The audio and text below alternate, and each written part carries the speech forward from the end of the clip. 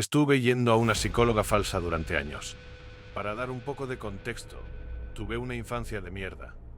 Fue terrible, no recuerdo nada desde que nací hasta los 13 años. Todo lo que sé sobre lo que pasó en esos años es una mezcla de recuerdos vagos, cosas que mi familia me contó sobre mí y reportes policiales. Una de las cosas que sí recuerdo, sin embargo, es una mujer a la que llamaba Mestía. Sin nombre, sin apellido, nada más que contribuyera a su identidad. Simplemente era la tía. Empecé a verla cuando tenía 7 años, sentada en su sala mientras ella escribía todo lo que yo decía en su portátil. No tenía ningún problema con ella, la veía una vez al mes y parecía lo suficientemente amable como para que realmente creyera que era alguien en quien podía confiar. Y así lo hice. 7 años después, 14 años, le confesé que había intentado suicidarme varias veces. Fue una mezcla de distintos factores, la creciente toxicidad de mi madre, la falta de interacción social en ese momento y, lo más importante, nunca superé los horrores de mi infancia. Yo tenía 14 años en ese entonces y ya me preguntaba por qué estas reuniones con la mi tía nunca parecían ayudarme realmente, especialmente porque le rogaba que me explicara por qué quería morir todo el tiempo. Recuerdo que de camino a la casa de la tía, le pregunté a mi madre si alguna vez podría ver a otra persona, tal vez recibir otro tipo de ayuda que la tía claramente no podía darme. Solo me mandó callar con un bufido. Por esa época, mi relación con mi madre comenzó a romperse. Mi madre se convirtió en una fuente de dolor para mí, y lloraba por eso durante muchas sesiones con mi tía. Al final de estas sesiones, la tía intentaba defender a mi madre o hacía que pareciera que yo exageraba. Intentaba buscar mis propias razones en ese entonces para entender por qué no trataba de comprender todo completamente, y llegué a pensar que era por empatía, que tal vez explicar por qué mi madre era terrible debía ayudarme a aceptarlo de alguna manera retorcida. Y después empezaron a pasar más cosas así. Admito que cuando tenía 16 años, era un chico terrible. Iba a fiestas, bebía lo que fuera que sirvieran y definitivamente no le decía a nadie lo que hacía.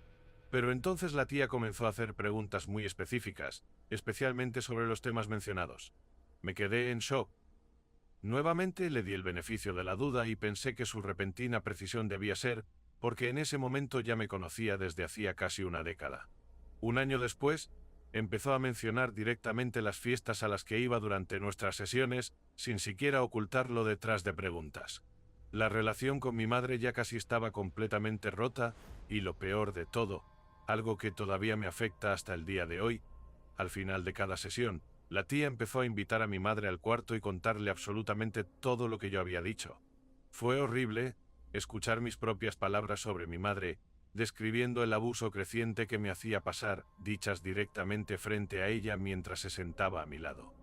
Mis calificaciones comenzaron a bajar, mi madre me prohibió salir y quedé completamente aislado.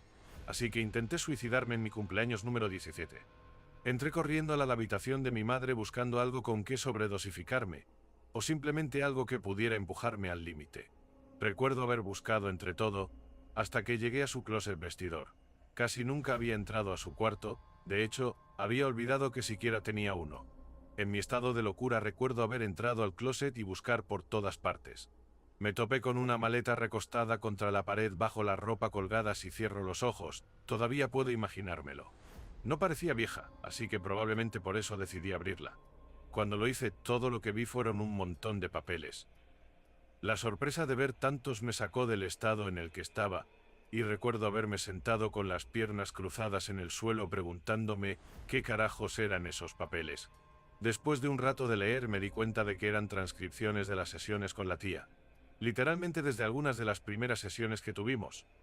Recuerdo sentirme enfermo, muy enfermo. Al menos tuve la sensatez de robar algunas de las hojas más antiguas, para que no se notara tanto. Leer esas transcripciones solo me llenó de más preguntas amargas, y decidí esa noche que me suicidaría después de descubrir qué demonios estaba pasando. Tenía el tiempo contado, me sentía estresado porque solo me quedaba un año antes de enfrentar la amenaza de ser echado de casa al cumplir 18. Empecé a prestar mucha más atención en nuestras sesiones, a mirar por toda su casa cuando tenía la oportunidad, buscando indicios de quién era realmente esa psicóloga. Comencé a hacerle más y más preguntas a mi madre sobre la tía, y ella solo evitaba responder, repitiendo lo mismo. Era psicóloga. Hasta que hice algo que literalmente casi arruina el resto de mi vida. Decidí robar el teléfono de mi madre. Parece algo pequeño ahora, pero entonces era cuestión de vida o muerte. Mi madre estaba en la ducha y ya había empacado todo lo que necesitaba para estar fuera unas horas, tal vez incluso unas noches. En cuanto escuché la puerta cerrarse, tomé el teléfono de mi madre y salí corriendo de la casa. Ni siquiera miré el aparato hasta que estuve en el autobús. Recuerdo que lo primero que revisé fueron los mensajes, y supe que había encontrado a la tía cuando vi un nombre desconocido, aún mejor cuando los mensajes claramente mostraban cuándo mi madre reservaba las citas. Estuve deslizando hacia arriba un buen rato, lo suficiente para que el autobús me llevara a un lugar seguro, pero incluso después de leer años de mensajes, no había nada incriminatorio. Después revisé el historial de llamadas de mi madre y vi que hablaban muy a menudo. No era tonto, lo que fuera que estuviera pasando, ocurría por llamadas en lugar de mensajes. Lo cual era inteligente. Le doy crédito por eso. Pero igual no encontré nada. Encontré un lugar para sentarme al lado de la carretera y continué mi búsqueda. Revisé las redes sociales de mi madre, y cuando intenté buscar el nombre de la tía, no apareció nada. Sentí como toda esperanza me abandonaba en ese momento, y a veces todavía puedo sentir ese mismo malestar que sentí entonces. Casi me rendí, casi. Todos los días me agradezco por haber deslizado sin pensar entre los seguidores de mi madre, porque la encontré. Su cuenta no tenía su nombre real, tenía uno falso raro. Pero cuando entré a su perfil, era ella sin duda. Publicaba fotos con algunas amigas de mi madre, y al bajar por su página vi una foto que ella misma publicó con mi madre. Años atrás. Habían sido amigas incluso antes de que yo naciera. Me sentí enfermo, traicionado y un poco aliviado por saber finalmente qué estaba pasando. ¿Por qué mi madre tenía transcripciones? ¿Por qué la tía le contaba todo sin dudarlo? ¿Por qué la defendía? Ni siquiera me molesté en encontrar un lugar donde quedarme esa noche, simplemente volví a casa.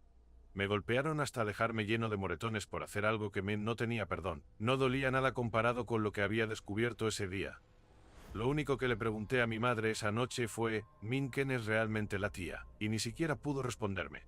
Unos años después, ya en mi primer año de universidad, tuve la suerte de poder mudarme de la casa de mi madre tan pronto como se presentó la oportunidad, gracias a un viejo amigo que tuvo compasión y me permitió quedarme con él, ya que ambos aplicamos a la misma universidad. Ahora es uno de mis mejores amigos.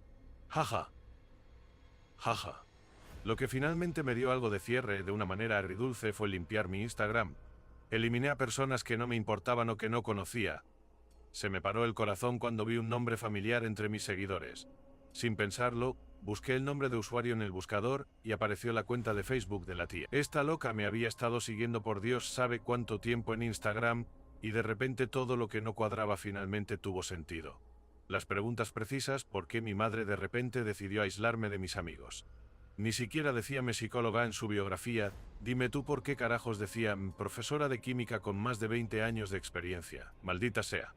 Admito que lloré como un bebé esa noche, porque me tomó años entender por qué dos de las principales figuras femeninas de mi vida parecían despreciarme.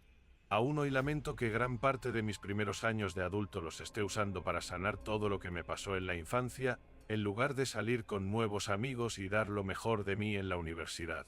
Es una mierda. Todos los que oyen mi historia coinciden en que hay algo muy mal con ellas. Solo desearía haberlo sabido antes. Hace 2 días tuve mi primera sesión con un psicólogo de verdad. Créeme, hice mi investigación. Me sentí casi avergonzado cuando solté la razón por la que estaba sentado en la silla de ese hombre. Pero él solo sonrió y me dijo que teníamos mucho trabajo por hacer. Sí, lo tenemos, jaja.